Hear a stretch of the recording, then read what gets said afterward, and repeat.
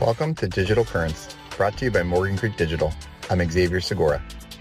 Each episode, we spotlight the topics and people changing the tech industry with a focus on AI, blockchain, chips, and big data.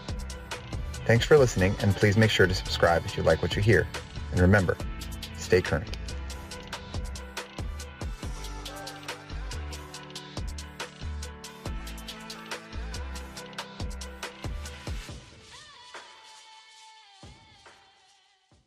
Hey, super happy to have you here. This is not about the ABCDs of the digital age. This is about Gemini, although I will say, yeah, I'm going to do it. I will do the stock reveal a different way, which is have my Bitcoin moon. Have my Bitcoin moon socks on for Gemini, right? You know, the guys are the astronauts that are leading the way to the moon, and you're on Team Gemini. So, and, Project Gemini and the moon, all that good stuff. So it works. Yeah, no, that is fantastic. I'm definitely a proud astronaut, a part of the Gemini space station here. So I appreciate those socks. Would definitely love a little link maybe afterwards, Mark, as to where you got them so I can rock them next time as well. No, it's easy. Bound Socks, we will plug. They're not like a sponsor, but they sent me a pair years ago of these socks, and I posted a picture, and they sent me some more, and I posted some more pictures, and they sent me some more. So now I wear them literally every day, and they're great. Mount Socks, play on Mount Gox, obviously. Love it. We'll definitely follow up and get you some Gemini socks as well. No, I'd love that. I would love that. Love it. Yeah, so listen, been at Gemini for a while, and as I mentioned, really proud of it. It's been an amazing ride, almost 8 years at this point. I think that's a good kind of summary there, because you haven't really seen too many people in our space for that long at one company. And I think that kind of speaks a little bit to the different roles that you've had. But prior to that, you had quite an entrepreneurial journey that you kind of brought forward, and Gemini has benefited. Maybe unpack that a little bit about, what kind of brought you to the space and maybe how that's kind of evolved as you've been in your time at Gemini.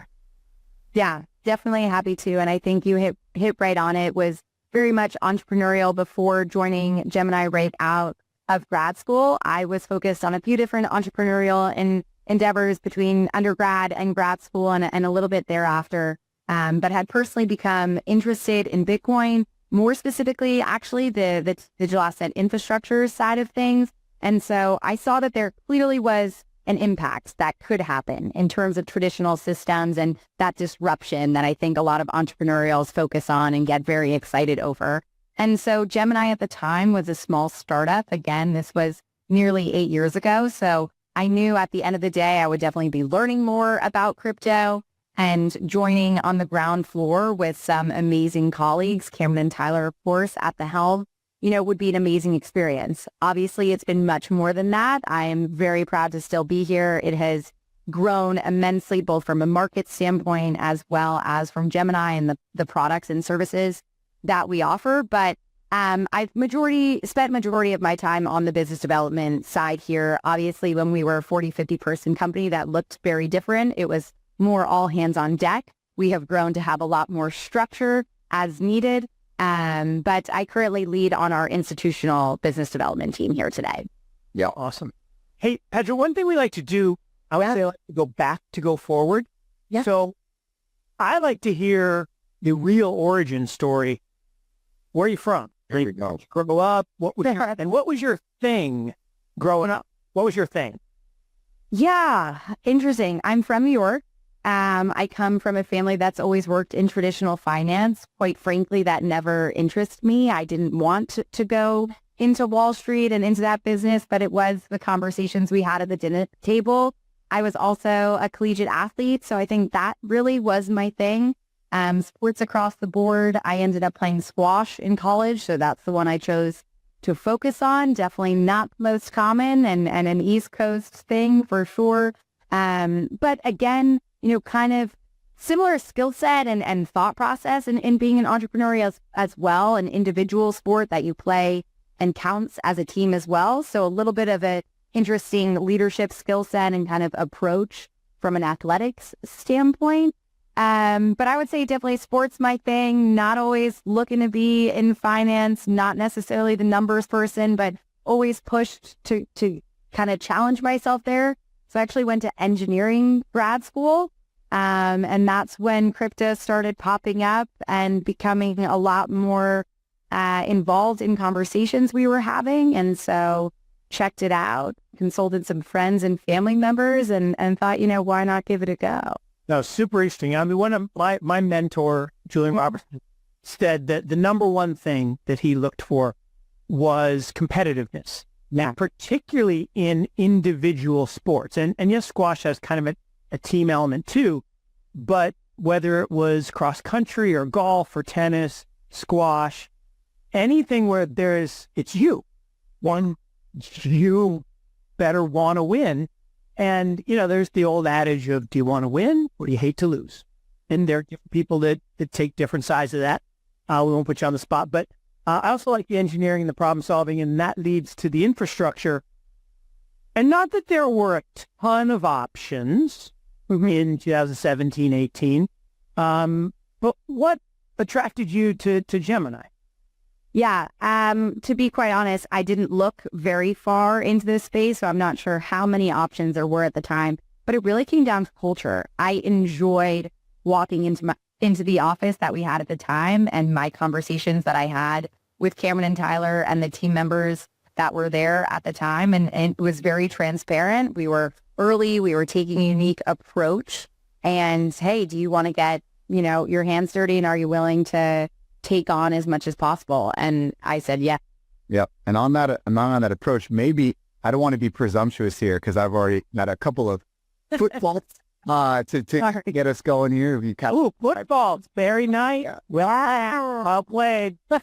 We'll say that maybe do you feel that kind of having that kind of family background in traditional finance could have been a decent bridge for Gemini? Because I know that when we looked at it, it really stood out apart. We saw a lot of exchanges at the time, and obviously we participated in Coinbase, and really what kind of separated Gemini for us was their regulatory first kind of friendly approach, which sometimes, may lead to a slower initial speed out of the gate, more of a second serve than a first serve, but, the percentage is higher and you are not going to penalize yourself and beat yourself, right? And in the end, you're just going to, outlast your opponent. So do you think that the inner game of tennis, no unforced errors? Wow, he's rolling. Got to recover. I must say, I switched from squash to golf now, so careful, I may start throwing in some lingo myself, Xavier. I love it. That's awesome. But yeah, you're exactly right. I mean, again, I don't know if it necessarily was a direct influence into making that choice at Gemini, but it did stand out very clearly in the beginning, and it still does. Gemini's always had this regulatory first ethos. It is definitely at the forefront of everything we do, whether, we refer to that as ask for permission instead of forgiveness. If we really choose, and which we did in the beginning, right, to choose custody and that really be the bread and butter that we build everything off of. You're exactly right. It may not have been as quick, right? Because we had to get a lot of boxes checked, a lot of regulatory and compliance angles figured out. But I think it is the more sustainable approach. I mean, it is proven to be that, quite frankly, as we stand here today. But from a traditional finance and institutional player standpoint, we look like and sound like what many are used to. And I think that's proven to be very beneficial. Well, let's not sugarcoat it. And you probably can speak to this now that he and they are gone. Yeah. But during the GG era, yeah, there was a big old target on Cameron and Tyler and the rest of y'all's back just because you were famous. I mean, he was amazing in that regard, right? There are hundreds, probably thousands of tokens, and he goes after Kim Kardashian's. I mean, really? I mean, come on. So clearly the celebrity aspect gave you this bigger target, but what was it like feeling like you were, I will use the word because he's gone, persecuted, right? I wouldn't normally criticize my regulator, but he's no longer my regulator. And I like the current administration at the SEC very much. I think they're very good. And we respect them very much, I'll add for that. Yeah, very much so. Yeah, it was tough. I mean, it felt like we were trying to take all the right measures and do all the right things, and it was never good enough, right enough. No deed goes unpunished, Patty. This is true. I mean, we have an incredible compliance, regulatory, security, legal team force, right, at Gemini, who truly was working around the clock to try to ensure that we were doing everything the right way. And I still don't know personally if it was more an education gap and maybe there was some understanding needed a little bit more before decisions were made or actions were taken. But I would say you are so good. You are clearly institutional biz dev. I'll say it. It wasn't lack of understanding. Yeah, it's and look, I get it. I mean, I came from TradFi. I'm old. I mean, I lived TradFi for most of my life, and about the same time, 8 years ago, all my partners and my friends were like, "Are you out of your mind? Yeah, are you kidding me? No, you'll be a pariah. Why would you waste this great career and go into this crazy stuff for drug dealers and terrorists?" And I'm like, no, this, and I had the aha moment that this technology was going to displace 838 years of reliance on the banking system. I mean, financial services is the largest industry in the world, and there's no close second, right? 7 trillion with a T per year of fees extracted from us, the owners of the wealth, to the people that provide the picks and shovels. And this technology liberates that $7 trillion. And, one man's expense or one woman's expense, our expense, is their revenue. So the banks thought, in fact, Jamie Dimon today, I mean, just before we went on air, said, in 10 years, Bitcoin will probably be shut down. Really, Jamie? The flip-flopping is very interesting. It's very interesting. What was it? 5 weeks ago, 6 weeks ago, that tone was completely different. Of course. And I get it. He has to say that, right? I get it because Bitcoin essentially is BYOB, bring your own bank, be your own bank. So I get it that he didn't like it. But yeah, his flip-flopping is pretty impressive. We'll kind of mention a comment that we had, might be a week ago, where, is 2025 the new 2021? And in this kind of element of Groundhog Day, there's some elements there that are kind of similar, right? We're experiencing some all-time highs. We're experiencing a renewed enthusiasm.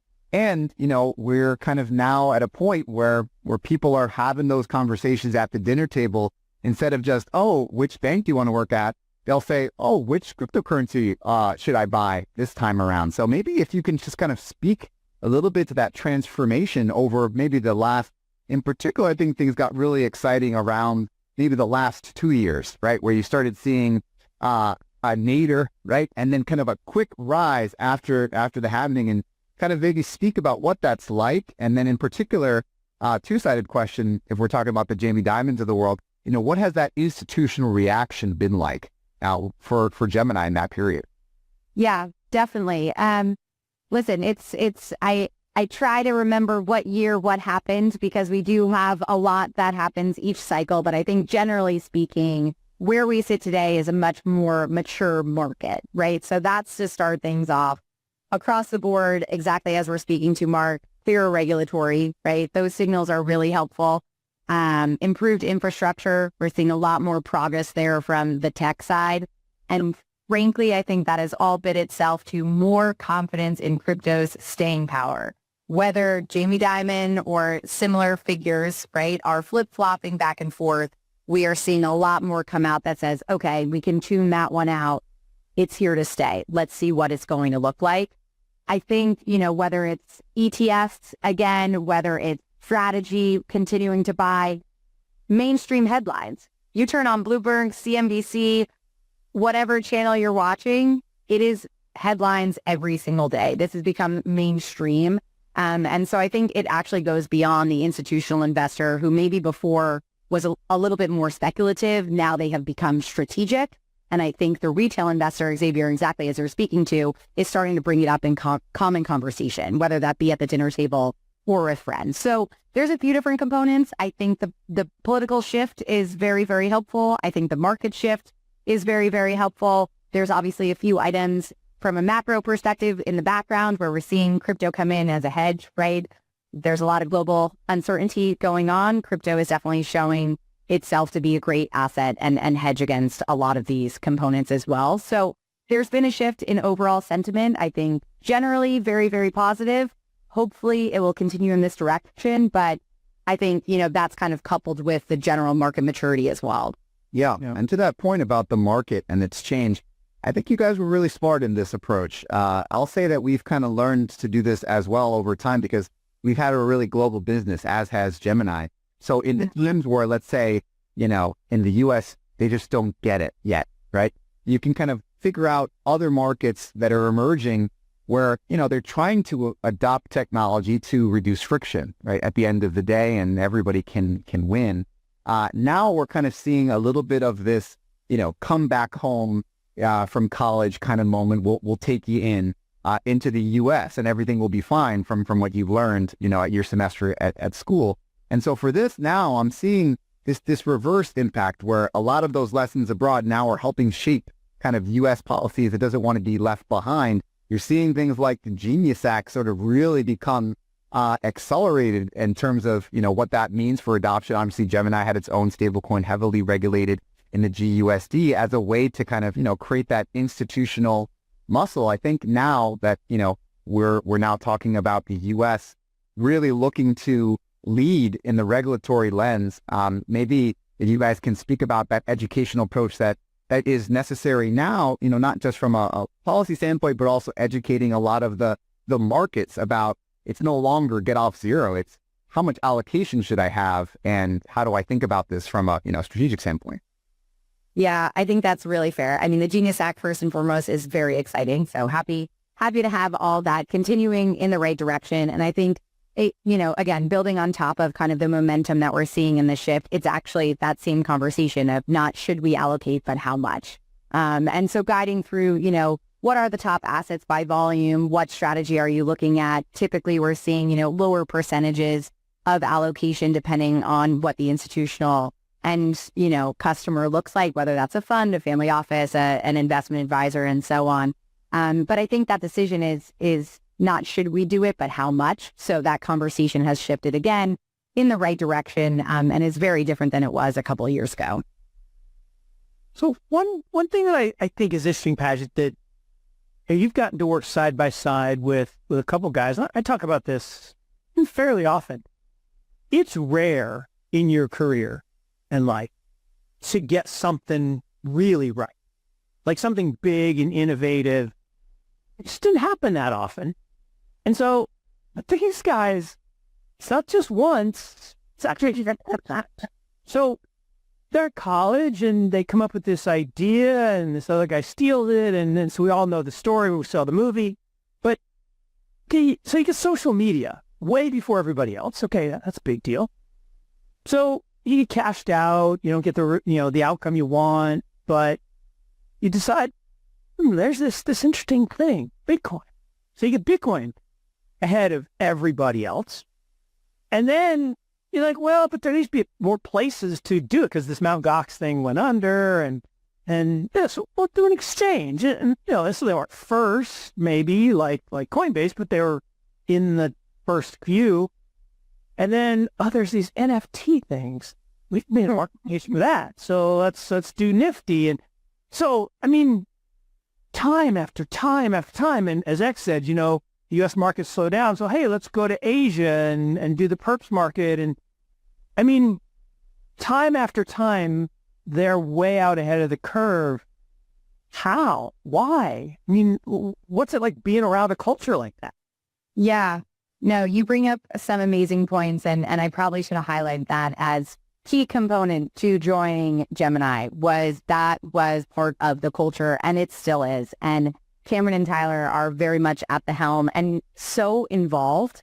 And so that's not only something that I respect as their employee and someone who is working with them on this mission at Gemini, but I've learned so much from being able to be surrounded by how they make those decisions. And I have not yet figured out how they seem to always be on the forefront of these great moments. But you're exactly right. I mean, I remember when we had our all-company meeting and, hey, Duncan and Griffin Cock Foster, another set of twins, which was very fun and exciting to bring in to the company, and Nifty Gateway and what that meant and how we were going to launch it and why it was so important. And quite frankly, I had grown up around a lot of the other collectibles and the Supremes and kind of hype markets. So I understood it in theory, but I didn't necessarily see the future when it came to the interaction with crypto. Obviously learned that one really quickly. That was a very fun ride and a lot of success there. Nifty Gateway itself has shifted a little bit to be a different type of studio. So again, very interesting now to see, but you're exactly right. They are such visionaries, both from the professional standpoint, but also being able to turn such personal interests into a business, right?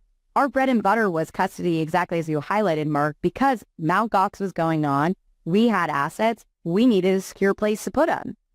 And if we need that, then maybe someone else will.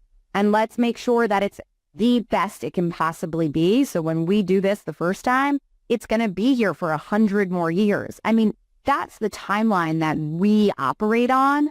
And it's really impressive to see how successful we've been thus far. Obviously it's still such early days, but I really feel as though the startup kind of culture and that energy is still there, and it's definitely being guided by somehow these amazing decisions. And you mentioned it, and a lot of people will miss the reference, but my Bitcoin Moon socks, and you mentioned the spaceship. I mean, literally the holdco of Gemini is called Space Station. Right.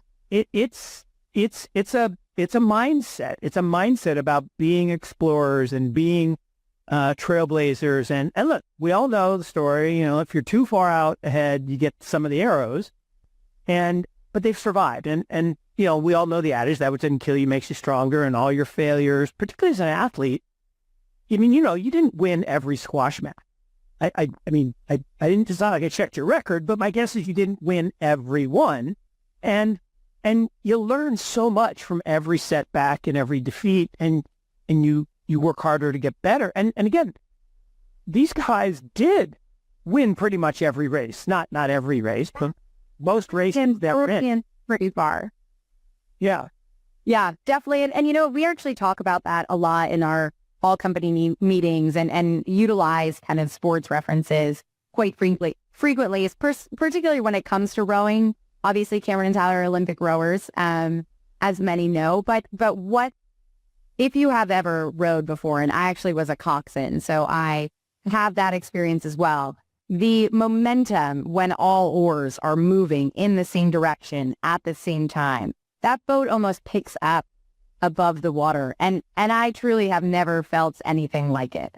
And I think it speaks to how we try to row together, how you pick back up in times of crisis, in lulls or darker times, crypto winters, as we all call them, right? But I think generally speaking, their leadership from a visionary standpoint helped educate and continues to help educate all of our team internally to make it that much easier for us to go out and say, this is what we're building. This is why we're building it.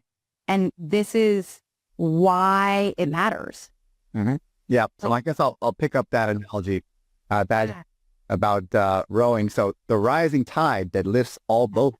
The idea of, being able to be self-reliant. And I think this was really interesting when we looked at Gemini, because it was at a point where, successful team, successful founding story, it wasn't just about capital, although a good amount was raised. It was more about the right partners that are going to kind of be with you through the thick and the thin, and figuring out a way that we can capitalize on the right moments and opportunities. And as, conditions improve, we would be remiss, Mark, as well, to not mention what's happening with Circle right now and how now all eyes are looking at this moment as one that could potentially embrace the future. And I think, with something like Circle, the technology is an enabling one. I wouldn't say it's necessarily groundbreaking in any particular way. But what it's done is it's picked up a lot of people's interest, and it showed that, hey, these Web3 companies, they can still be real companies that can earn real profits. So maybe if you can speak to this about the institutional side, is what does it take to kind of get to this point of being ready? Because you were, self-sufficient for a while. We, along with other investors, came in, gave some guidance. Now the market is looking a little bit more favorable. So there's some work that has to be done and has already been done. So maybe you could just talk about what does institutional readiness kind of prepare for a company's next moment as they kind of look to go public? Yeah, definitely. I mean, I think it's been a really exciting couple of weeks post Circle IPO. I think generally speaking, right, very positive signal. It shows growing confidence in the space, in the market. And exactly as you spoke to, crypto companies are well governed. They're compliant. They generate revenue. They have great infrastructure. We've come a long way. It's not just a fringe asset class. It's not just something to, mull over a little bit, but they actually are public market ready. And I think we're seeing more and more of that. So from an institutional angle at Gemini, again, it's been our focus since the beginning, but it's exactly those points. Are we well governed? We're regulated by the DFS. We're a trust company. We're a qualified custodian. We're SOC 2 compliant. We check all of those boxes, right? And do we generate revenue? Yeah, we do. And how do we do it? Through many different products in this suite that we offer, whether you're looking to interact with and kind of make your assets work via trading and OTC capabilities and staking in the crypto space, or you're looking to hold it and park those assets in custody and feel really safe that they're there. So I think generally speaking, right, it is forcing or kind of this time and whether it's Circle or others, right, it's forcing crypto firms to operate more like a mature long-term business, which again is exactly what we've been doing all along. Yeah, well, and you talked about it, the movement of financialization and identifying products and services that people need and want and will pay for, one of which, just simple example, is the new credit card, which is a revamp of the old credit card, which is one of the first credit cards, again, being first. All right. And I'm only a little hurt. Now, not that I'm in Sailor's class. I'm not. But he got one and I didn't. And, but I'm not bitter about it. But and credit card. We've got two great things to follow up on. Yeah. Yeah. And although, I do want the credit card actually, but was I've always hated the Cybertruck until I saw the two Gemini Cybertrucks out in Vegas. I'm like, orange makes it look okay. Okay. I don't really want one, but no. So I just think this integration of what we do every day, right? We save as human beings, as people. We earn, we save, we spend, we invest. And all of those things have historically been on fiat rails. And I actually retweeted this out just a couple hours ago. One of the best charts I've ever seen. Like, we've all seen the one with the dollar going down over time. But it said, here's your savings account over your career. Wow. So even though you're adding to it, it still goes down. I'm like, oh my gosh. And it was like, savings is a fraud because you feel like you're safe because you got, insurance, deposit insurance, and it's in the bank and it's safe, but they're not paying you enough to overcome the devaluation of the currency. So you're being stolen from. And again, the light bulb moment goes off and say, whoa. If we can have a better system, if we can have an institution like Gemini that does everything on a Bitcoin standard, and Safety gets credit for that term, but that changes your mindset. If you're saving in Bitcoin, spending in Bitcoin, people, I should never spend your... No, we could, because you're going to spend some and then you're going to earn some back, and you're going to spend some, earn some back. And it's just the rails of finance, but not subject to government confiscation. That's a pretty noble cause. Not that you need a noble cause, but it's a pretty noble cause. Yeah, definitely. Xavier, sorry, go ahead. Oh, no, not at all. I was just going to piggyback on that and then talk about this idea that we were thinking about calibration in Web3. And we've had this kind of earlier conversation about, some companies are like way out here in the land of you can't invest in this because it's trying to take down a government. And then you have on the other side, hey, we're just trying to, make our grandmas some money back wherever they are and not have it all consumed, in the transport. And so, when we think about like what's to come, and I think a lot of this is really this digitization of traditional finance products, right? And so we look at the market now, we're so concerned with almost like a retail type of spot type of trading.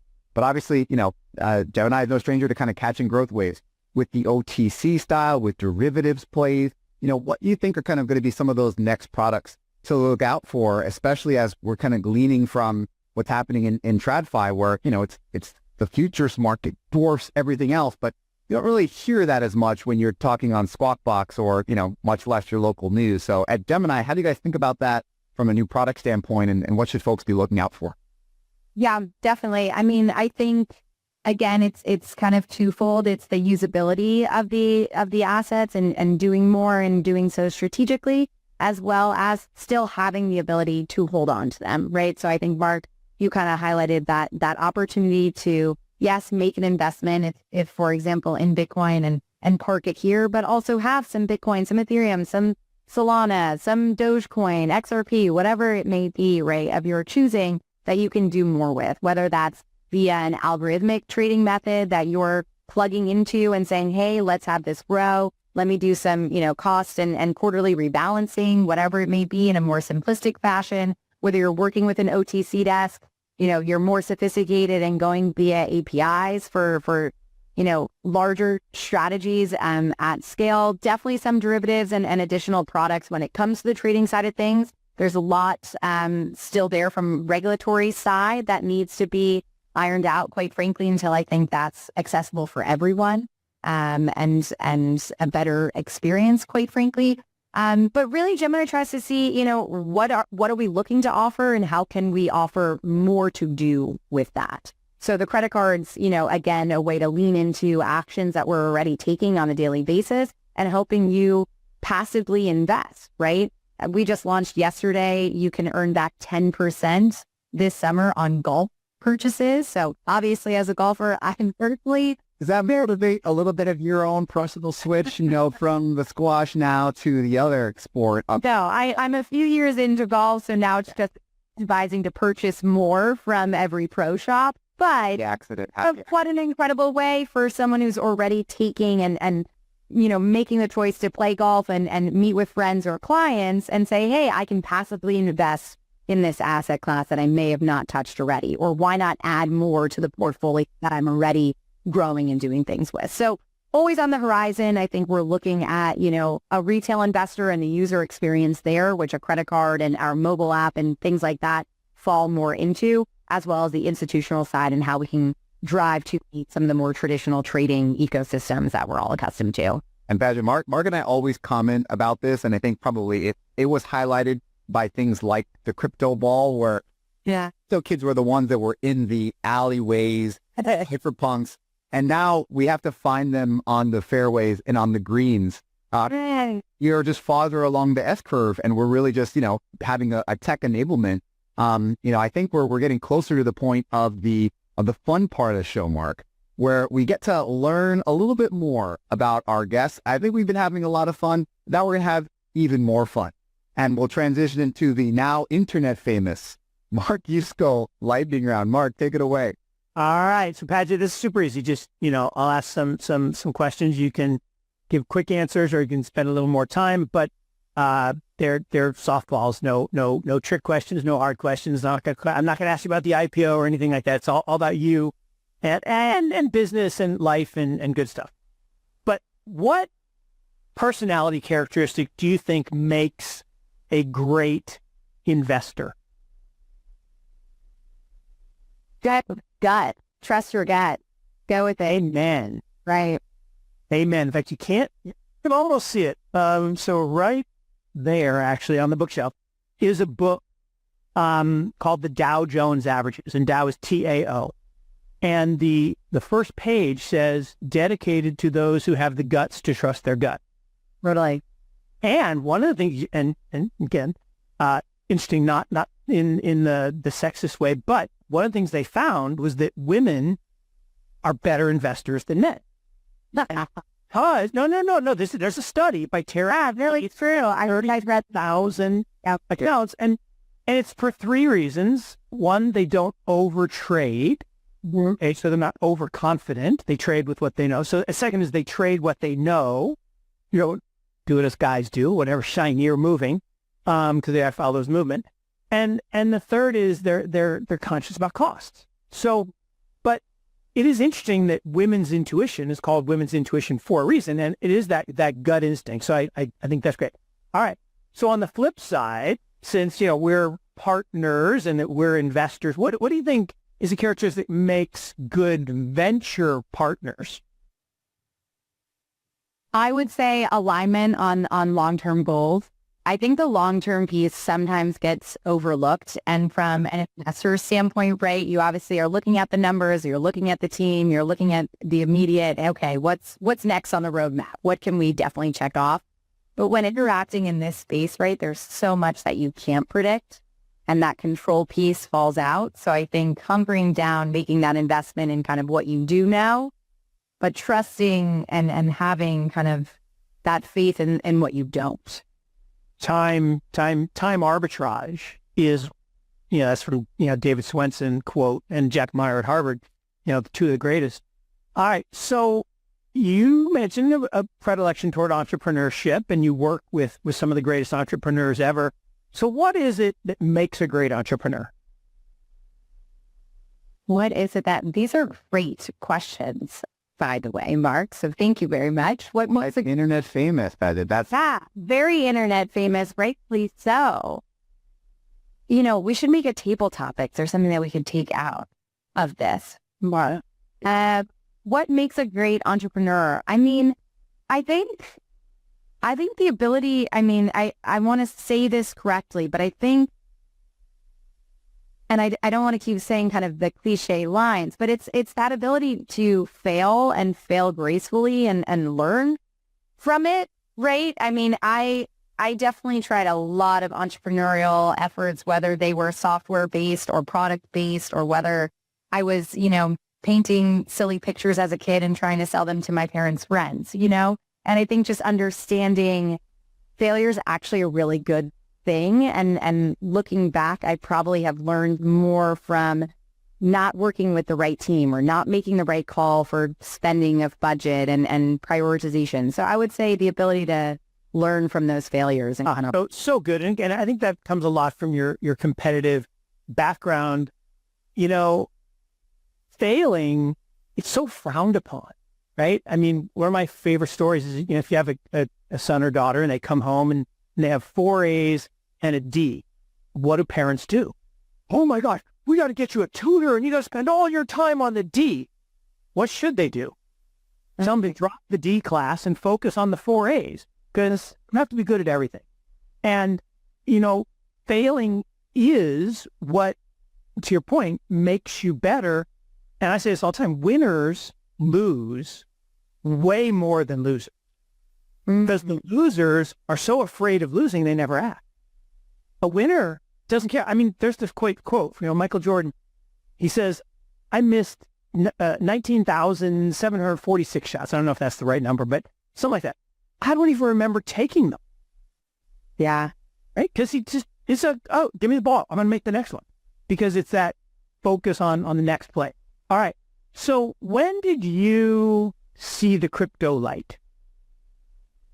Yeah, I mean, it was mid 2017, maybe, is when I first started kind of catching the bug and looking into it. And quite frankly, the decentralization of it is really what got me hooked on, the opportunity that it could present to so many people.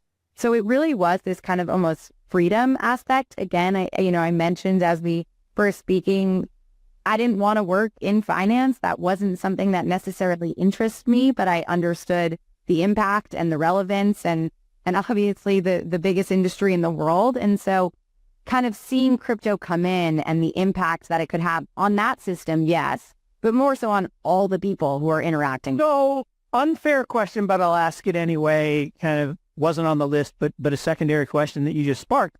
So grew up in this traditional, finance and high expectations. And what do you mean you're going to throw your career away, Paget, and go work with these crazy kids in this drug dealer money? Yeah. I actually had the opposite. That's amazing. I don't know if that just comes from the household that I grew up in, and definitely athletes and competitive and all that good stuff. But right, I already was so entrepreneurial. I already was coming home with crazy ideas and asking for, hey, can you help me pay my rent check? And so I think it was not a shock. And it was actually encouraged to say, oh, wow, tell us more. Now we understand this a little bit. And if this works, this is going to be pretty incredible. And if it doesn't, you are going to have so much to walk away with.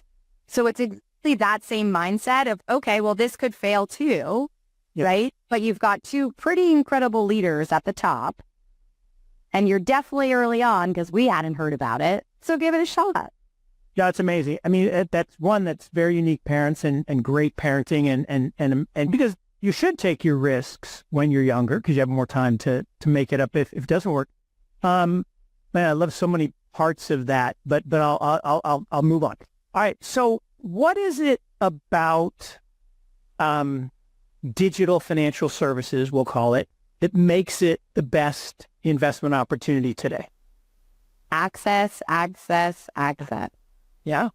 Why not? Everyone has the ability to purchase $10 worth of Bitcoin today, whether that's on Gemini or elsewhere. That kind of doesn't exist anywhere else.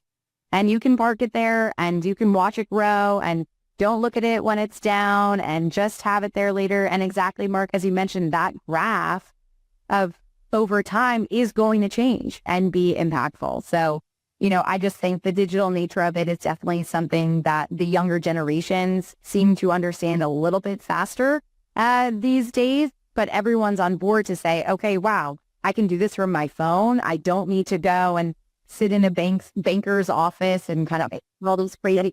And so it's just so much more accessible. Yep. So where do you look for inspiration in your career? That is really good. I would say across the board, there's no individual right now that maybe I'm looking at. It definitely ebbs and flows. But just always interested to see kind of what I would say it is still entrepreneurial based. I like a story. I like to understand why a founder started what they did, where they come from, how they made those decisions. I think today when it comes to crypto itself, it's a lot more of how are you making the decision to launch something or not, and what is the communication around that? So it becomes a lot more of the story because I understand the product itself, right? But how are you selling that or showing that story to someone else? That's a nearly perfect answer. And it would only be perfect and digital currents. that is true. And digital current. All right. So what do you read on a consistent basis that you couldn't live without? Oh gosh. At this point, I'm going to say it's my X feed, which is a little crazy, but I don't think I could live without that. More news in real time always, and the connectivity there. All right. So what do you do for fun? At this point, play a lot of golf and cook. I must say I'm a pretty decent home cook. No shadow. All right. Well, That's very unlikely New York responses, right? The golf cooking. Usually in New York, you kind of have, takeout or... Well, and that's actually reading my mind because the next question is, so when you're not cooking, what is your favorite secret spot to go out and eat in New York? Oh gosh, there's so many. Yeah. There are so many. I don't think any are a secret at this point. Depends on who you're with and what the vibes are. I'm trying to think. I had a great dinner a few nights ago with friends at Charlie Bird. That's a great vibes, great food, but also staples like a J.G. Mellon's burger, hits the spot every time. So I don't know if there's necessarily secrets, but they span the gamut for sure. That's a good. X and I do have a spot that okay. Yeah. By Secret of have now kind of shifted in terms of just where you are in your life. I'm thinking about coming from New Jersey. Where can I get easy parking? You know, where can I fit the stroller through the doorway? Vibes. The answer is vibes. Yes. Yeah. And our thing is Italian pizza. Oh yeah. Okay, so what would be kind of your top spot? Mark, let the people know. What is the guild? Well, we have a penchant for Little Italy, which thing is, Mark is a very humble guy going all over the world. But at the end of the day, the heart wants what the heart wants. And I'm saying, Mark, you don't have to be fancy. Don't have to impress me. Let's get Little Italy. We don't have to worry about, what is the secret handshake to stand out of the line. Because you're right. In New York, the beauty of it is you could just kind of, throw out a signal and really get an amazing choice no matter where you are. So it's to die for. All right. So where do you go to escape when you need to recharge the batteries? Beach. I'm a big water person. So the beach is disconnect, get in the water, no technology allowed. Grounding, all the way grounding. All right. So last two, if you could have dinner with anyone living or in the past, who would it be? Oh gosh, that's so good. That is so good. Anyone. I want Leonardo. I want to go back and talk to Da Vinci. That's my guy. Okay, Da Vinci, definitely cool. I mean, I think someone of that ilk. I would love.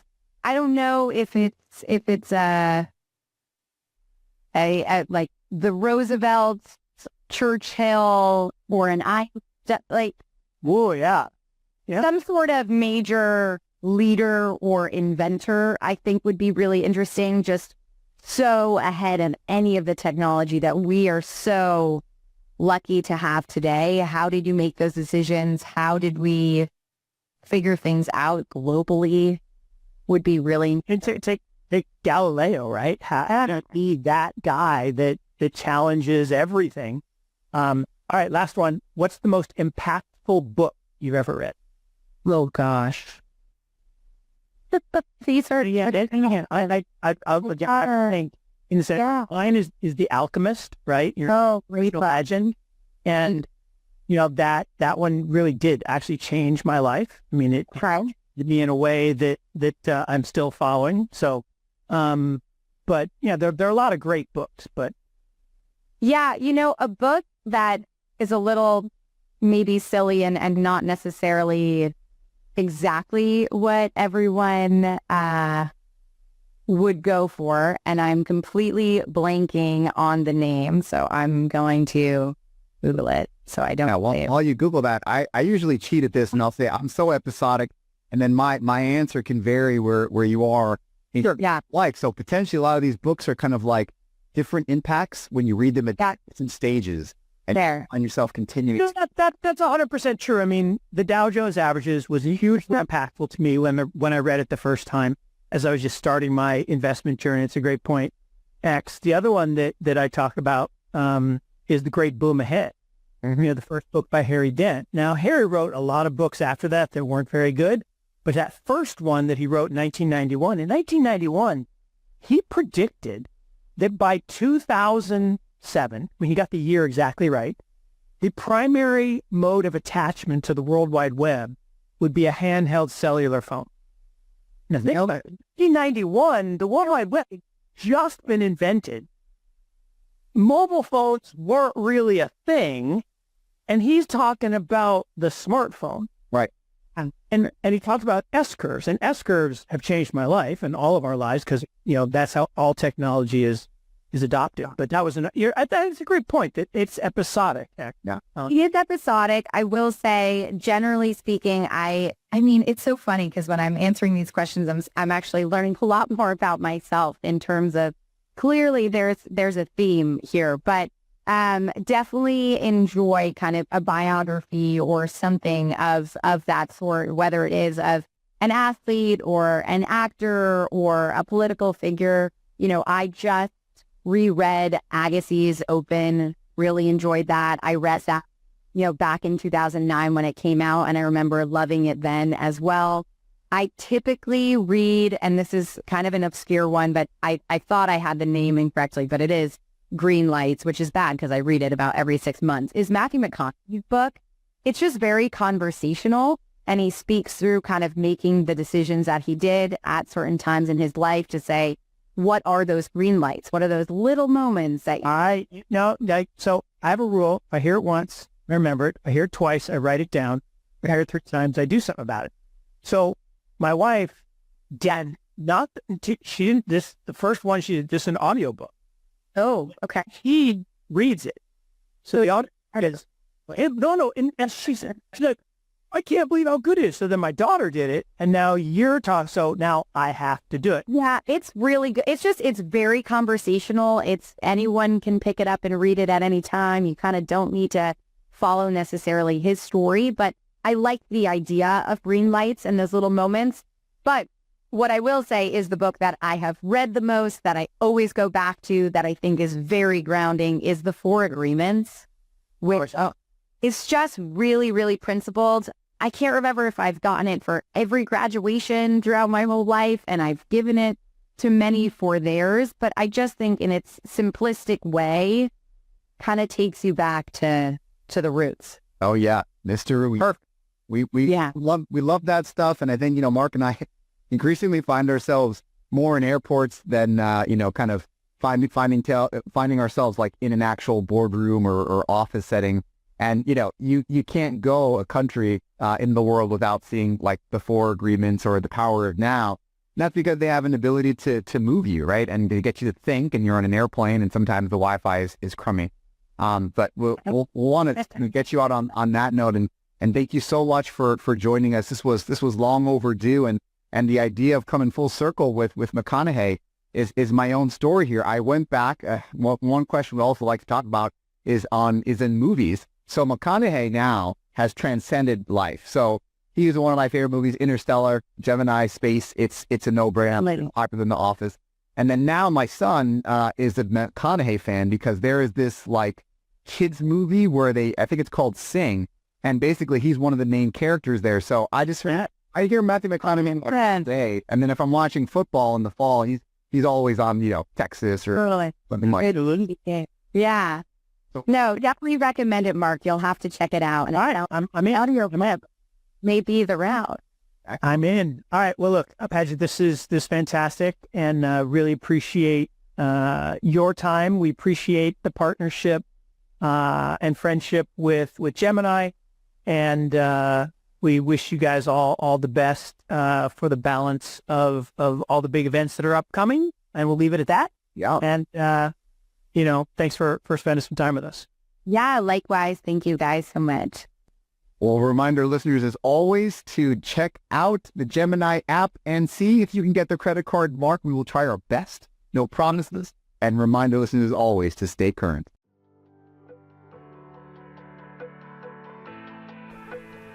Thank you for joining us this week on Digital Currents. Check out our links to our website and social media in the show's description box. Please make sure to subscribe if you like what you hear. And remember, stay current. This podcast should not be construed as investment advice nor solicitation for the sale of any security, advisory, or other service. Investment themes and ideas discussed may be owned by funds managed by the host and podcast guests. Any conflicts at the time of production have been mentioned by the host but are subject to change. Listeners should consult their personal financial advisors before making any investment decisions.